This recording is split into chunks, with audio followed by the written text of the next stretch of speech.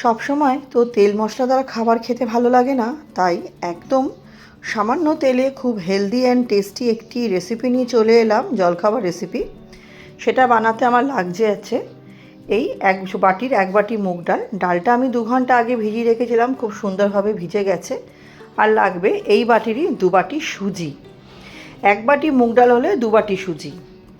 আর দেবো আমি 1 বাটি টক দই আর 1 বাটি জল। মাপটা আপনারা যেটা করে মাপ করবেন সেই একটারই কিন্তু মাপ করে সব দেবেন। একটা স্প্যাচুলা দিয়ে আমি সবগুলো ভালো মতো একটু মিশিয়ে নিলাম। ভালো মতো মেশালে ব্লেন্ডটাও কিন্তু খুব ভালো মতো হয়, তাই জন্য একটা স্প্যাচুলা দিয়ে আমি খুব ভালো মতো ডাল সুজি সব ভালো মতো মিশিয়ে নিলাম। তারপর আমি বাকি ইনগ্রেডিয়েন্টসগুলো দেব।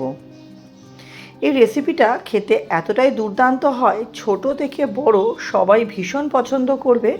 আর সন্ধ্যের টিফিনে বলুন বা সকালের স্কুলের জলখাবারে এটা কিন্তু দুর্দান্ত হয়। আপনাদের সাথে কথা বলতে বলতে খুব ভালোভাবে কিন্তু এটা আমি মিশিয়ে নিচ্ছি। আমার রেসিপি আপনারা কে কোথা থেকে দেখছেন অবশ্যই কিন্তু জানাবেন বন্ধুরা। আপনাদের সুন্দর সুন্দর কমেন্টগুলো পড়তে যেমন ভীষণ ভালো লাগে, আপনাদের কমেন্টেই কিন্তু আমি রান্নার উৎসাহ পাই। দেখুন ভালো মতো মেশানোর পর এর মধ্যে আমি দিলাম 3টে কাঁচা লঙ্কা, 1 ইঞ্চি মতো আদা গ্রেট করা, আর বেশ খানিকটা নারকোল। যদি আপনার ঘরে ডেসিকেটেড নারকোল থাকে, মানে গুঁড়ো নারকোল থাকে, সেটাও দিতে পারেন। আমার কাছে টাটকা নারকোলটা ছিল বলে দিয়ে দিয়েছি। আমি নারকোলটা ডিপ ফ্রিজে রেখে ফ্রোজেন করি, তার জন্য থাকে অনেক দিন। আর দিয়ে দিলাম 1 চামচ মতো চিনি। চিনিটা আপনাদের পছন্দ হলে স্কিপ করতে পারেন। দিয়ে খুব ভালো মতো কিন্তু ব্লেন্ড করে নিচ্ছি। চামচ দিয়ে আমি দেখিয়ে দিচ্ছি, দেখুন দারুণভাবে ব্লেন্ড হয়েছে। এবার এই মিক্সার জারটার মধ্যেই আমি সুজিটা 10 মিনিটের জন্য রেখে দেবো, যাতে 10 মিনিটের মধ্যে যাতে সুজিটা তো একটু ফুলে যাবে। আমি ঢাকা দিয়ে এখানে রেখে দেবো। 10 মিনিট পরে দেখুন মিক্সার জারের মধ্যে আমি দিয়ে দিলাম 1/2 চামচ মতো হলুদ আর স্বাদ অনুযায়ী নুন। হলুদটা দেওয়াতে খুব সুন্দর রং আসবে। এটাকে আমি একটু মিশিয়ে নিয়ে আরেকবার কিন্তু এটাকে আমি ব্লেন্ড করে নেব। ভালো মতো মিশিয়ে নিলাম, হলুদ আর নুনটা মিশিয়ে দিয়ে এটাকে আমি আরেকবার দ্বিতীয়বারের জন্য খুব ভালো মতো এটা ব্লেন্ড করে নেব।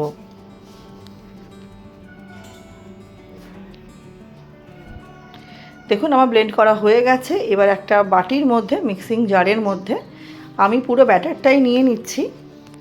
আর এই মানে মিক্সার জারটা ধোয়া, খুব অল্প একটু প্রথমে জল দিলাম, একবারে বেশি জল দেবেন না, কারণ এটা খুব একটা বেশি পাতলা করলে চলবে না, আবার খুব ভারী থাকলেও হবে না। একটা ছোটো চামচ দিয়ে একটু ভালো মতো নেড়ে দেখে নিলাম, তারপরে 1 চামচ মতো আর একটু জল দিলাম। দিয়ে আমার কিন্তু ঘনত্বটা এরকম থাকবে। এবার এর মধ্যে আমি কিছু সবজি দেবো। সবজির মধ্যে দিলাম গাজর, একটা কাঁচা লঙ্কা আর বেশ কিছুটা ধনেপাতা। এটা আপনারা সবজি ছাড়াও করতে পারেন, তাতেও খেতে দুর্দান্ত লাগে। আমার ঘরে এই সবজিগুলো ছিল, তাই ভাবলাম দিয়ে দিই, এতে দিলে কিন্তু টেস্ট আরও দ্বিগুণ বেড়ে যায়। দিয়ে একটু ভালো মতো কিন্তু মিশিয়ে নিলাম। একটু ঠিক মতো এটাকে মিশিয়ে নিতে হবে। আর অন্যদিকে আমি যে বাটিগুলোর মধ্যে করবো, এটাকে আমি যদি স্টিমে করব, সে বাটিগুলো আমি একটু অয়েল ব্রাশ করে নিচ্ছি। খুব অল্প অল্প করে একটু অয়েল দিয়ে আমি এটা একটা অয়েল ব্রাশ করে নেবো প্রত্যেকটা বাটি। টোটাল 6টা বাটি করেছি, 6টা হয়েছে আমার।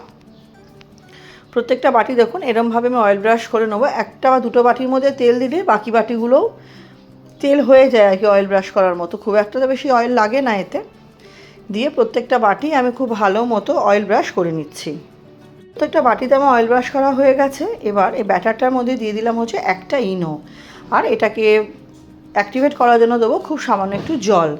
দিয়ে এবার ভালো মতো কিন্তু ইনোটা আমাকে মিশিয়ে নিতে হবে। বেশিক্ষণ ফ্যাটানোর দরকার নেই, হালকা একটুভাবে ইনোটা মিশিয়ে নিলেই হয়ে যাবে।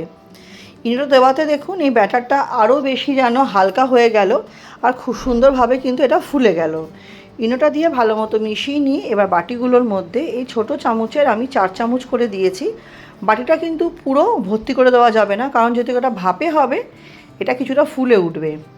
আমার একটা বাটি ভর্তি করা হয়ে গেল, এটা সরিয়ে দিয়ে আমি আরেকটাও বাটি ভর্তি করে নেবো। এরকমভাবে আমি প্রত্যেকটা বাটির মধ্যে আমি ব্যাটারটা দিয়ে নেবো। দেখুন এইভাবে দিয়ে নিচ্ছি। আর প্রতিবারই দেওয়ার সময় একটু চামচ দিয়ে একটু জিনিসটা একটুখানি ঘুরিয়ে নেবেন, তাতে নিচে যেগুলো জমে থাকবে সেগুলো ওপরে চলে আসবে। এরমভাবে দেখুন আমি 6টা বাটি ব্যাটার আমি ভরে নিচ্ছি। আর আমি আগে থেকেই একটা কড়াইয়ের মধ্যে জল দিয়ে এই ঝাঁঝরি থালা বসিয়ে স্টিম করতে দিয়েছিলাম। তার মধ্যে 3টে করে দুবারে করব। প্রথমবার দিয়ে ঢাকা দিয়ে 7 থেকে 8 মিনিট মতো আমি এটা স্টিম হতে দেবো। দেখুন 7 থেকে 8 মিনিট পরে দেখুন আমি একটা টুথপিক ঢুকিয়ে দেখব যে এটা ভেতরটা ক্লিন আছে কি না। দেখুন আমার কিন্তু কাঠিটা একদম ক্লিন বেরিয়েছে, মানে ভেতরটা কিন্তু হয়ে গেছে। এভাবে আমি আরেকটাও করে নিয়ে দেখুন আমার 6টা বাটি রেডি হয়ে গেছে। গরম থাকা অবস্থায় ডিমোল্ড করবেন না, যখন হালকা ঠান্ডা হবে তখন ডিমোল্ড করবেন। গরম থাকা অবস্থায় ডিমোল্ড করলে কিন্তু ভেঙে যাবে। আমি যখন এটা ডিমোল্ড করছিলাম তখন আমার এটা একদম কিন্তু ঠান্ডা হয়ে গেছিলো। হাত দিয়ে একটু চেপে নিয়ে তারপর কিন্তু সাইডটা একটু ছুরি দিয়ে হালকা হালকা করে দিয়েছিলাম। দেখুন প্রত্যেকটাই কিন্তু আমি প্লেটের মধ্যে নিয়ে নিয়েছি। এটাকে আরও বেশি টেস্টি বানানোর জন্য আমি একটা ছোটো কাঁটা চামচ দিয়ে একটু এগুলো ফুটো ফুটো করে নেবো, কারণ আমি এটা চাশনি রেডি করব, যেটা আমরা যখন ধোকলা খাই, ধোকলা খাওয়ার সময় যে চাশনিটা ওপর দিয়ে দেওয়া হয় সেই চাশনিটাই আমি রেডি করব। এটা কিন্তু তার জন্য খেতে অনেক বেশি এর স্বাদ বেড়ে যাবে। চাশনির জন্য একটা আমি তড়কা প্যানের মধ্যে দিয়ে দিলাম 2 চামচ মতো রিফাইন্ড অয়েল, তার মধ্যে দিলাম 1 চামচ কালো সর্ষে ফোড়ন, বেশ খানিকটা দিয়ে দেবো কারি পাতা, দিয়ে দেবো কাঁচা লঙ্কা 3টে মতো, মুখটা চিড়ে দিয়েছি। আমি দেবো খুব সামান্য একটু জিরে, গোটা জিরে, এতে খুব ভালো লাগে খেতে। আর দেবো 2 চামচ মতো, ছোটো চামচে 2 চামচ মতো চিনি দিয়ে তারপরে আমি যেই বাটির মাপ করে সমস্ত কিছু করছিলাম সেই বাটিরই আমি দেবো হচ্ছে হাফ বাটি মতো জল। সেই বাটিরই আমি হাফ বাটি মতো জল দেবো, দিয়ে কিন্তু ভালো মতো টকবক করে এটা ফুটবে। খুব সামান্য একটু নুনও আমি দিয়েছিলাম যাতে স্বাদটা ব্যালেন্স হয়। খুব ভালো মতো এটা আমাকে টকবক করে ফুটিয়ে নিতে হবে। তারপর কিন্তু আমি এটা আমার এর মধ্যে দেবো। হ্যাঁ, এর মধ্যে আমি একটা মানে 4 ভাগের 1 ভাগ লেবুর রসও দিয়েছিলাম টক মিষ্টি স্বাদ আনার জন্য। এটা খুব ভালো মতো ফুটে যাওয়ার পর আমি যে জলখাবারগুলো রেডি করেছিলাম তার ওপর দেবো। আমি একটা আপনাদের কেটে দেখাচ্ছি যে এটা কতটা সফট হয়েছে। এটা কিন্তু ভীষণই সফট হয়েছিল আর খেতেও কিন্তু এটা দুর্দান্ত হয়েছিল। দেখুন কতটা নরম হয়েছিল, আমি আপনাদের দেখাচ্ছি এটা। এরপর আমি এর ওপরে কিন্তু এই চাশনি যেটা রেডি করলাম সেটা কিন্তু দিয়ে দেবো। আমি চামচ দিয়ে অল্প অল্প করে দিয়েছিলাম, একসঙ্গে সবটা দিইনি। চামচ দিয়ে অল্প অল্প করে প্রত্যেকটার ওপরে প্রথমে দিয়েছিলাম, তারপর এখানে দিয়েছিলাম।